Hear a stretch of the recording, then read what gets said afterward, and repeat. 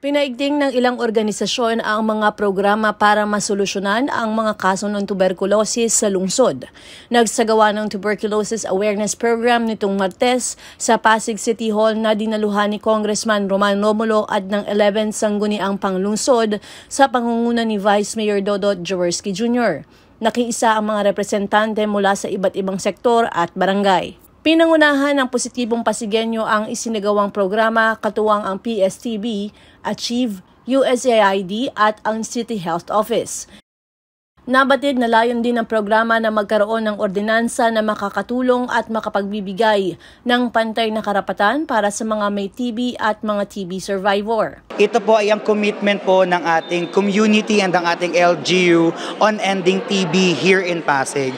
So, ang dalawang main goal ng aming activity ngayon, una is makapag-impluwensya po kami ng ating mga policymakers na magkaroon po tayo ng ordinansa patungkol sa TB dito sa ating lungsod. That's number one. Second, ay magkaroon po ng active participation yung mga TB community natin, yung TB survivors, yung ongoing treatment, at magkaroon po tayo ng isang solid at isang organisadong support group na tumutulong sa mga TB survivors and TB ongoing treatment. Unfortunately, as of the moment, wala pa po tayong formal group. Pero as the initiative of the organization, Positibong Pasigueño po ay sinisimulan na po namin. Ang tawag po namin dito ay TBPP. To TB Positibong Pasigueño, kung saan iniipon namin dahan-dahan yung mga TB survivors and ongoing treatment. Well, actually po, nakapaggawa na po kami ng 3 learning group sessions and kamustahan sa kanila, and then inaalam namin kung ano yung mga pwedeng maitulong ng aming organisasyon sa kanila.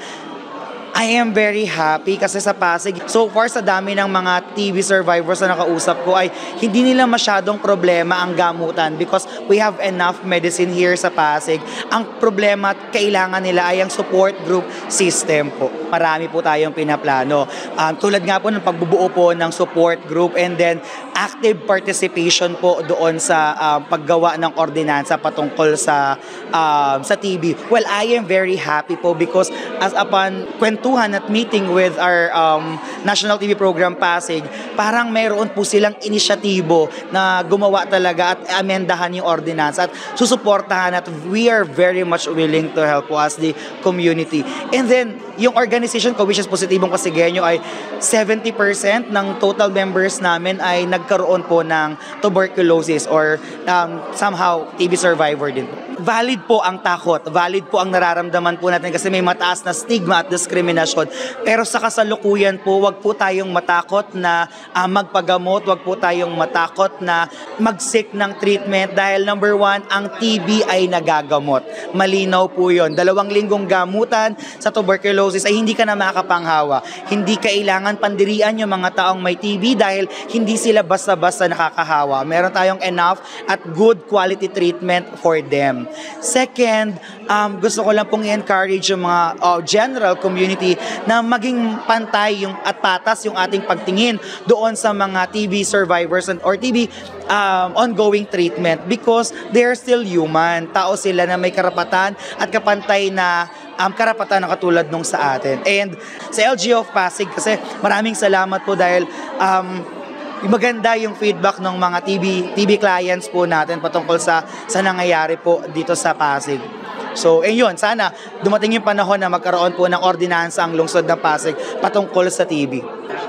Okay, so ang role ng Achieve sa kasalukuyan ay ang pagbibigay ng technical assistance sa ating mga community organizations na kasapi sa PAS-TB. So, 2 ang track nito. Isa ay binibigyan natin sila ng kakayanan at kasanayan para mag-engage in advocacy, pagsusulong ng mga programa at polisiya na makatao at nakasentro sa karapatang pantao ng ating mga komunidad na apektado ng TB. At yung pangalawa, binibuild rin natin yung kanilang kakayanan para makatulong sila na mag-spread ng awareness about TB sa kanilang mga communities. Nationwide, ang latest na data ay nagsasabi na meron tayong around 650 na Pilipino sa kada 100,000 na apektado ng TB. At unfortunately, mga 70 na mga Pilipino din ang namamatay dahil sa TB araw-araw.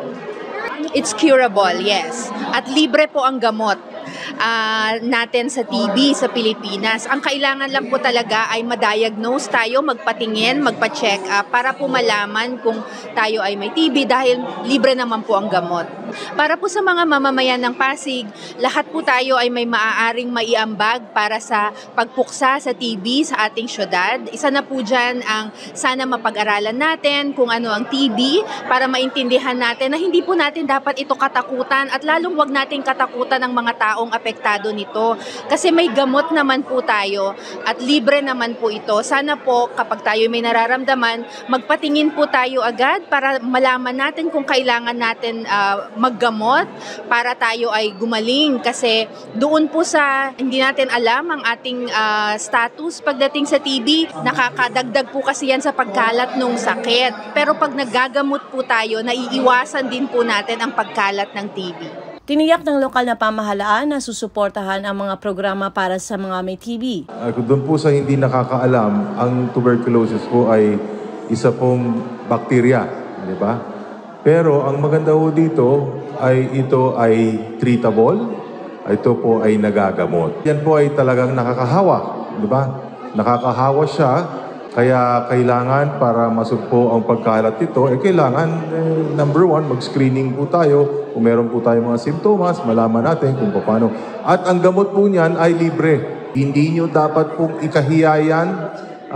Ang tuberculosis po ay isang treatable na sakit at kailangan po maagapan. Dahil kung hindi, pag kumalat po ito, kakalat po sa ating mga pamilya, mahal sa buhay, at sa ating komunidad. I know that there is a worldwide movement to stop tuberculosis. And in the Philippines, it has improved over the years, but it's possible if we work together that we can put an end to the spread of tuberculosis. Sa kasalukuyan ay padami na ng padami ang mga may sakit ng TB samantalang nasa tinatayang 15% ang hindi nakapagtuloy-tuloy ng gamutan ayon sa CHO. Ako si Luan Peñano para sa latest ng iNews Pasig.